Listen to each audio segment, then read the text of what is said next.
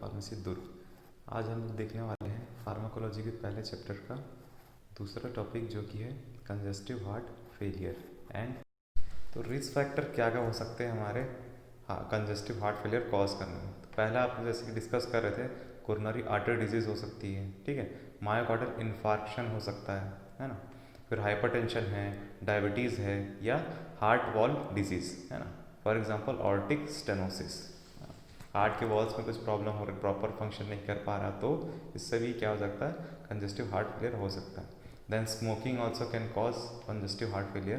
Then obesity, obesity क्या हो सकता है हमारी, क्या हो सकता है हमारे आथरोस्क्लेरोसिस हो सकता है, जिससे कि क्या हो सकता है हमारे आर्टरीज नैरो हो जाती है और प्रॉपर ब्लड फ्लो नहीं हो पाता उससे, है ना। देन प्रीवियस हार्ट अटैक अगर हुआ तो उससे भी हो सकता है हमारा heart failure. Then congenital heart defect means birth के समय क्या हो सकता है, अगर हो कुछ डिफेक्ट हो हार्ट में तो हो सकता है। देन कार्डियोमायोपैथी, फिर इन्फेक्शन ऑफ हार्ट मसल्स, फिर कंडक्शन डिफेक्ट्स, अगर हमारे जो एसए नोड प्रॉपर तरीके से फंक्शन नहीं कर पा रहे, हमारा इलेक्ट्रिकल इम्पल्स जनरेट नहीं कर पा रहे, तो उससे भी क्या हो सकता है, हार्ट फेलियर हो सकता है। Then large amount of salt, अगर नमक ज़्यादा ले लेते हैं अपन, ठीक है, खाने में, तो उससे क्या हो सकता है hypertension, which ultimately leads to congestive heart failure. Then दो टाइप के रहते हैं हमारे कंजेस्टिव हार्ट फेलियर, है ना। फर्स्ट होता है left ventricular failure, then second हमारा राइट वेंट्रिकुलर फेलियर, ठीक है। तो लेफ्ट वेंट्रिकुलर फेलियर में कौन कौन से रिस्क फैक्टर होते हैं अपन देखते हैं। इस्चेमिक हार्ट डिजीज़, है ना, जैसे कि एंजीना हो गया, उससे भी क्या हो सकता है, लेफ्ट वेंट्रिकुलर फेलियर हो सकता है। देन मायोकार्डाइटिस, है ना, angina refers to the chest pain. फिर मायोकार्डाइटिस क्या हो सकता है, इसमें जो मायोकार्डियल सेल्स है उसमें क्या हो सकता है, इन्फ्लेमेशन हो जाएगा, तो भी लेफ्ट वेंट्रिकल फेलियर हो सकता है। देन वॉल्वुलर हार्ट डिजीज़, जैसे कि मैं आपको बता रहा था, जो बाइकस्पिड वॉल है, जिसमें कि लेफ्ट वेंट्रिकुलर में क्या हो सकता है, लेफ्ट वेंट्रिकल और राइट वेंट्रिकल के बीच हमारा बाइकस्पिड वॉल हो सकता है, उसके वॉल्स के ओपनिंग में, ठीक है, या कुछ इम्प्रॉपर वो इम्पेयरमेंट आ जाए, ठीक है, प्रॉपर तरीके से ओपन नहीं हो पा रहा, तो भी क्या हो सकता है हमारा वॉल्स में मीन्स प्रॉपर फंक्शन नहीं कर पाता वो, जिससे कि क्या वॉल्वुलर हार्ट डिजीज़ हो जाता है। फिर रेस्ट्रिक्टिव पेरिकार्डिटिस, पेरिकार्डिटिस क्या हो सकता है, मीन्स पेरिकार्डियम लेयर रहती है हार्ट के आउटर मोस्ट में लेयर रहती है पेरिकार्डियम की, उसमें अगर इन्फ्लेमेशन आ जाए तो वो क्या कहलाता है, पेरिकार्डिटिस। इससे कि भी क्या हो सकता है, लेफ्ट वेंट्रिकुलर फेलियर हो जाता है। फिर अपन देखते हैं राइट वेंट्रिकुलर फेलियर क्या होता है, ठीक है। It is also known as cor pulmonary, है ना। ये क्या होता है, इसमें राइट साइडेड वॉल्वुलर डिजीज, जो कि क्या हो सकता है हमारा ट्राइकस्पिड वॉल, है ना।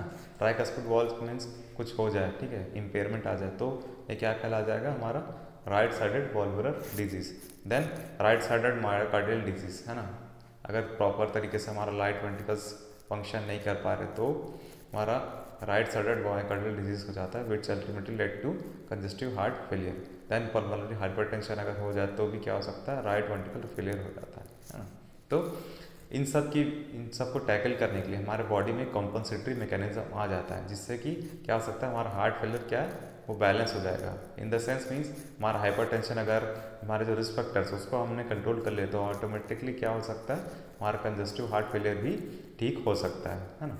तो कॉम्पनसेटरी मैकेनिज्म क्या क्या होते हैं हमारे बॉडी में देखते हैं।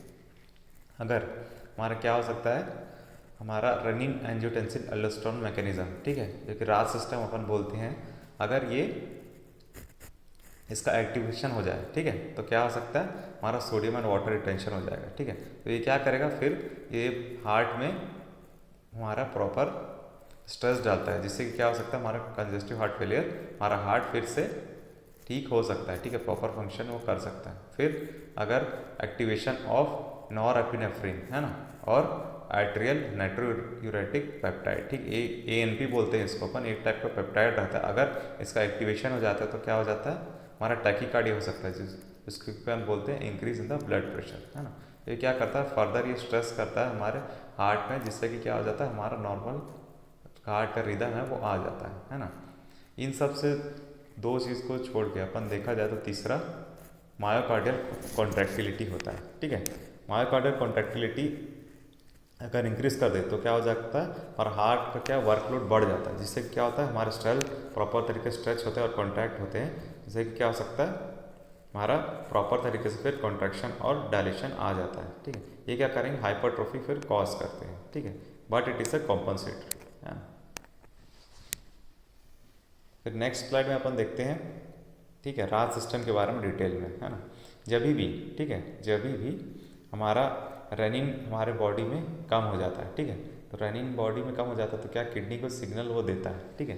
इससे क्या होता है, हमारा एंजियोटेंसिनोजन है, ठीक है, वो क्या करेगा, एंजियोटेंसिन 1 में क्या करेगा, उसको राज सिस्टम को एक्टिवेट करता है, ठीक है।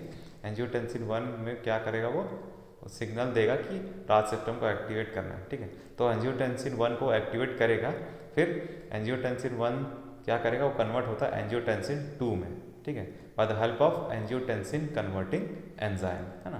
तो एंजियोटेंसिन 2 क्या करेगा, ये वैसोकंस्ट्रिक्शन हो जाए करता है कॉज, जिससे कि क्या हो सकता है, हमारा प्री लोड और आफ्टर लोड हमारा इंक्रीज हो जाता है ना, और एल्डोस्टेरोन लेवल्स को भी बढ़ा देता है, जिससे कि क्या हो सकता है, हमारा sodium and water retention cause करता है, जिससे कि क्या हो जाएगा, फिर फर्दर हार्ट प्रॉपर फंक्शन करने लग जाता है ना। फिर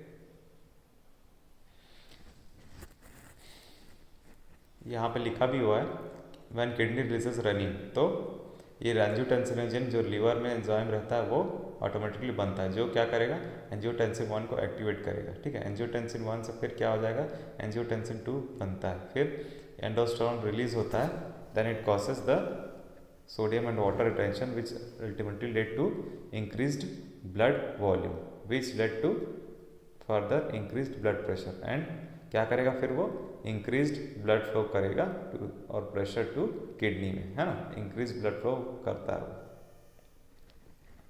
और अगर वैसे कॉन्स्ट्रिक्शन होता है तो क्या, इससे भी क्या होता है, हमारा ब्लड प्रेशर इंक्रीज होता है, ठीक है। तो डायलेशन से डिक्रीज होता है, वैसे कॉन्स्ट्रिक्शन से इंक्रीज करना।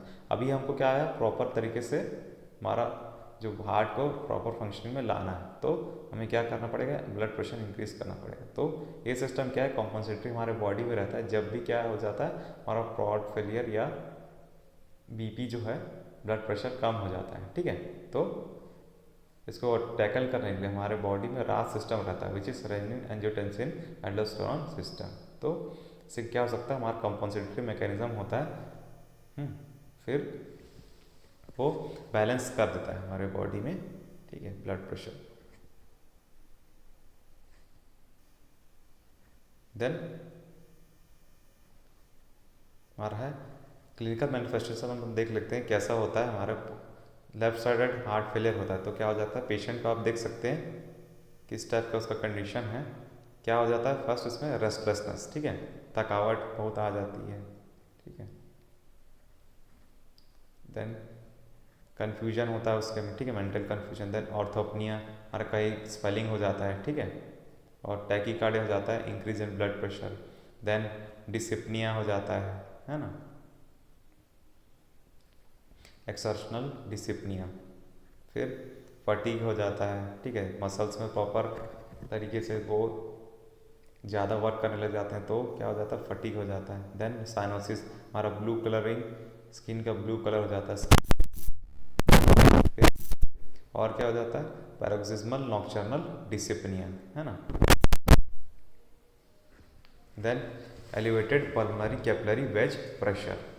देन क्या हो जाता है, फिर पल्मोनरी कंजेशन, जिससे कि क्या होता है, कफ आ सकते हैं, बीजिंग, खांस रहा है वो, ठीक है, छींक रहा है ना। और स्प्यूटम है, डिसकलरेशन, जो नॉर्मल कलर रहता है उसके अगेंस्ट वो रहता है, ठीक है, उसका कलर चेंज हो जाता है उसके स्प्यूटम का। Then tachypnea. So this represent the left-sided heart failure. The right-sided heart failure जिसको बोलते हैं अपन कोर पल्मोनल, है ना। तो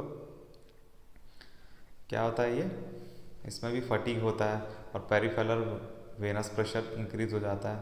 फिर आप देख सकते हैं एनलार्ज्ड लीवर एंड स्प्लीन का एनलार्जमेंट हो जाता है, एस्काइट्स हो जाता है। फिर may be secondary to chronic pulmonary problems हो जाते हैं। फिर distended jugular veins, jugular veins जो क्या करती हैं, हमारे नेक में रहती है, ठीक है, वो क्या करती है, ब्रेन से मीन्स प्रॉपर ब्लड जितना आना है हमारे हार्ट में उसको वो कंट्रोल करती है। अगर उसमें उसका स्वेलिंग आ जाए या कुछ सिकुड़ जाए तो उससे भी क्या हो जाता है, हमारा हार्ट प्रॉपर उसको ब्लड नहीं मिल पाता है। फिर एनोरेक्सिया हो जाता है। अगर एनोरेक्सिया ये कंडीशन है जब अगर पेशेंट को इच्छा रहती है खाने की पर वो खाता नहीं है ना। क्यों नहीं खाता? क्योंकि उसे लगता है कि वो मोटा हो जाएगा, ठीक है, ओवरवेट हो जाएगा, तो एक कंडीशन रहता है एनोरेक्सिया। और जो जीआईटी हमारे जो डाइजेशन में इम्प्रूवमेंट या डाइजेशन में हमारी खराबी हो, ठीक है, तो जीआई डिस्टर्बेंस अपन बोल सकते हैं इसको, तो इससे भी क्या हो जाता है, rest it represent the right sided heart failure. फिर वेट गेन हो जाता है और डिपेंडेंट एडिमा देख सकते हैं आप इमेज में, और पूरी तरीके से स्वेल होते जा रहा है सभी ऑर्गन्स, हमारे पैर भी स्वेल हो रहे हैं, तो इस कंडीशन में क्या होता है, right sided heart failure. Then diagnostic evaluation है ना, किस तरीके से अपन डायग्नोस कर सकते हैं हमारे हार्ट कंजेस्टिव हार्ट फेलियर को। तो पहला है हिस्ट्री कलेक्शन। हमारे पेशेंट की हिस्ट्री हमें निकालनी पड़ती है, क्या क्या उसने इस प्रीवियस ड्रग्स लिए हैं या हार्ट रिलेटेड मेडिसिन वो लिए हैं, ठीक है, हार्ट डिजीज, तो उसको अपन देखते हैं। तो हमारा जो अल्कोहल वो लेता था कि नहीं, ठीक है, और कौन कौन से टाइप की ड्रग यूज़ करता था वो, है ना, और वो अगर उस पर ऑलरेडी उसमें हाइपरटेंशन था कि नहीं, ठीक है, और किस हाइपरटेंशन के लिए कौन कौन सा ट्रीटमेंट ले रहा है ना, प्रायर चेस्ट पेन्स और हार्ट अटैक, है ना, और रिसेंट कोई इसको वायरल बीमारी तो नहीं हुई या वायरल फीवर तो नहीं हुआ, और रिसेंट प्रेगनेंट कंडीशन में क्या हो सकता है, हमारा हार्ट फेलियर क्या कॉज हो सकता है ना।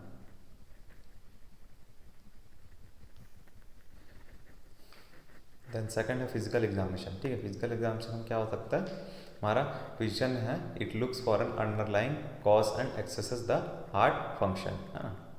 A stethoscope is used to detect abnormal heart sounds, ठीक है, that may indicate a leaky or narrowed stenotic valve and detect fluid accumulation in lungs, ठीक है।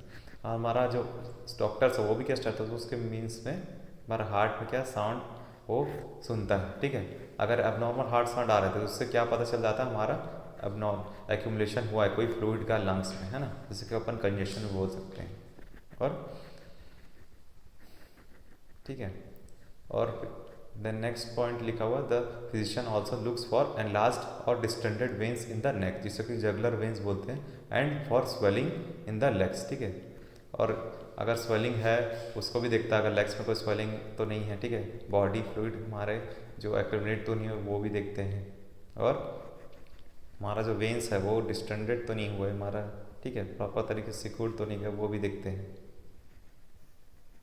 देन ईसीजी वेव्स उसका चेक करते हैं, ठीक है, नॉर्मल उसकी इलेक्ट्रिकल एक्टिविटी हार्ट की क्या है, ठीक है, वो हो रहा है कि नहीं, प्रॉपर तरीके से हार्ट कॉन्ट्रैक्ट हो रहा है कि नहीं, रिलैक्स हो रहा है कि नहीं, ये हमने इलेक्ट्रोकार्डियोग्राम में देखते हैं, ठीक है। देन फोर्थ इज इकोकार्डियोग्राम, ठीक है, इकोकार्डियोग्राम क्या होता है, it is an ultrasound examination of the heart that produces the detailed image of the organ, ठीक है, जिससे कि क्या होता है, डिटेल इमेज उसको कैप्चर कर लेता है, ठीक है, हार्ट का। फिर क्या होता है इसमें हम लोग एबनॉर्मल स्ट्रक्चर, अगर कुछ एबनॉर्मलिटी है तो अपन उसको देख के क्या कर सकते हैं, पता लगा सकते हैं कि उसका हार्ट में इम्पेयरमेंट है कि नहीं। देन स्ट्रेस टेस्ट और exercise test, in this test a patient simply walks in on treadmill while connected to an electrocardiogram, ठीक है, उसके प्रॉपर हम हार्ट बीट देखते हैं, ठीक है, स्ट्रेस कंडीशन में क्या हो रहा है उस पेशेंट को इफेक्ट, तो इससे कि अपन चेक कर सकते हैं फिर इलेक्ट्रोकार्डियोग्राम से कि उसके प्रॉपर ईसीजी वेव्स आ रही है कि नहीं, ठीक है, उसका हार्ट प्रॉपर कॉन्ट्रैक्ट रिलैक्स हो रहे हैं कि नहीं। फिर डोबोटोमाइन स्ट्रेस इकोकार्डियोग्राफी भी एक टाइप का टेक्निक है जिससे कि अपन डायग्नोस कर सकते हैं हार्ट फेलियर। तो एक ड्रग होता है हमारा डोबोटोमाइन, वो क्या करता है, हार्ट रेट को बढ़ा देता है, ठीक है, और इससे कि अपन कनेक्ट कर देते हैं इकोकार्डियोग्राफी को। अगर किसी पेशेंट ने डोबुटामाइन लिया है तो क्या करेगा, वो हार्ट रेट उसका बढ़ जाता है, और इसी को अपन क्या कर सकते हैं, इकोकार्डियोग्राफी में अपन टेस्ट कर देते हैं, ठीक, इसको करने से पहले क्या करेंगे, हम पेशेंट को डोबुटामाइन देते हैं जो कि क्या करता है, हार्ट रेट को इंक्रीज करता है, और उसको अपन इकोकार्डियोग्राफी में नोट कर लेते हैं, जिससे कि अपने को पता चल जाता है कि इसमें प्रॉपर इफेक्ट दिख रहा है कि नहीं, ठीक है, और अपन हार्ट में उसका इफेक्ट चेक करते हैं by the help of echocardiography. Then magnetic resonance imaging, इसमें क्या हो सकता है, हमारा मैग्नेटिक फील्ड्स है, this are used to provide the image of the structure of the heart, ठीक है, हार्ट का जो स्ट्रक्चर है उसका, ठीक है, उसका प्रॉपर पता चल जाता है इसको कि वो प्रॉपर तरीके से पंप कर रहा है कि नहीं हमारे ब्लड को। if used with a special MRI contrast agent called gadolinium. It can provide information about inflammation, injury and blood flow to the heart. ठीक है, अगर एम एजेंट अपन special M agent gadolinium use करें तो और उसके details वो structures या स्टडी हमें दे सकता है कि हार्ट में हमारा इन्फ्लेमेशन हुआ है कि नहीं, हमारा इंजरी हुआ है कि नहीं, है ना, और प्रॉपर ब्लड फ्लो हुआ है कि नहीं। फिर चेस्ट एक्सरे से अपन डिटरमाइन कर सकते हैं कि हमारे लंग्स में क्या है और एक्लिमेशन तो नहीं हुआ हमारे फ्लूइड का, है ना। Also the heart usually enlarges in congested heart failure and this में visible on the x ray film. हाँ, कंजस्टिव हार्ट फेलियर में क्या होता है, हार्ट भी क्या उसके शेप की एनलार्जमेंट हो जाती है जिससे कि प्रॉपर ओपन देख सकते हैं एक्सरे में। ठीक है, लंग्स का भी देख सकते हैं अगर कंजेशन हुआ और हार्ट का भी देख सकते हैं। फिर several blood test are there, ठीक है, which can determine the heart failure, है ना। तो low blood cell counts called anemia may cause symptoms much like congestive heart failure or contribute to the condition। ठीक है, अपन अनीमिया भी देख सकते हैं, ठीक है, जिसमें क्या हो सकता है हमारे जो ब्लड सेल्स है आरबीसी डब्ल्यूबीसी उसका काउंट क्या हो जाता है, घट जाता है। ठीक है, जिससे कि क्या अपन बोल सकते हैं कि कंजेस्टिव हार्ट फेलियर हुआ है पर्टिकुलर पेशेंट में। फिर टेस्ट किडनी फंक्शंस के लिए टेस्ट का अपन कर सकते हैं और सोडियम, पोटेशियम, मैग्नीशियम और अदर इलेक्ट्रोलाइट लेवल। ठीक है, अगर ये नहीं हुआ तो उसमें क्या हो सकता है, एक तरीके से क्या बोल सकते हैं अपन इसको, हार्ट फेलियर उसमें हुआ है। ठीक है, या हमारे किडनी डिजीज को भी डिटेक्ट कर सकते हैं। किडनी डिजीज पे क्या हो सकता है, फिर अगर किडनी प्रॉपर फंक्शन कर रही तभी क्या हो जाएगा, हमारा सभी ऑर्गन्स भी प्रॉपर तरीके से वर्क करेंगे। ठीक है, क्योंकि वही फिल्ट्रेशन काम करता है हमारा ब्लड का। ठीक है, अगर इम्प्योर ब्लड हुआ या उसमें क्या अगर प्रॉपर तरीके से न्यूट्रिएंट्स नहीं है, ठीक है, या हजार्डस न्यूट्रिएंट्स हैं तो ये क्या हो जाएगा, हमारा बॉडी में डिस्कम्फर्ट आ जाता है ना। तो जिससे कि हम देख सकते हैं ये जो लेवल्स है हमारा आयंस के, इसके भी प्रॉपर रहना जरूरी है ना। तो इस टाइप के डायग्नोस्टिक इवैल्यूएशन है जिससे कि अपन देख सकते हैं कि उस पर्टिकुलर पेशेंट में कंजेस्टिव हार्ट फेलियर हुआ है कि नहीं। So thank you all.